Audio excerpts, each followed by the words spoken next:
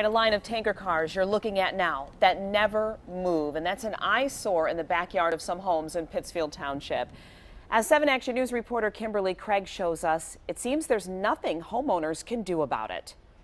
If you take a look behind me here, the train does seem pretty far down the tracks, but that is until you get in some people's backyards. It's disappointing. We've had a beautiful view. That's why we picked the lot and paid a big lot premium for it. And now we basically feel like we're in the middle of an industrial zone. The Folgers and some other families, as well as a local developer, wish these tanker cars would just move along the tracks instead of just sitting here.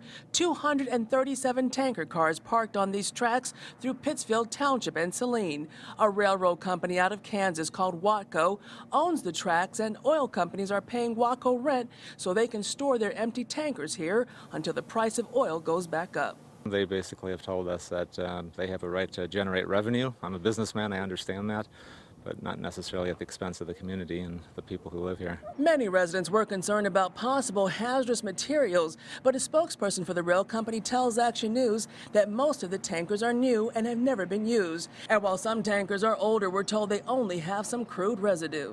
I wish that at a minimum they would move them so that we have much less line of sight to our house. Of course, I'd like to have it away from the park. We've got kids climbing on them too. It's become a nice playground for people, not necessarily undangerous. One neighbor did not want to appear on camera.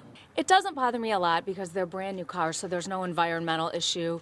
They moved them from behind our house, so I don't have to see them, but I understand that they look bad for other people. Township officials have gone on record saying there's not much they can do since the rail companies own the tracks. We built here knowing that there were tracks there, and it's nice that there aren't moving trains going up and down the tracks. There's use that you're expecting, and then there's use that is just a surprise. And that spokesperson for Watco says they have offered to even go to schools to talk to kids about train safety and even put up no trespassing signs. In Pittsfield Township, Kimberly Craig, 7 Action News.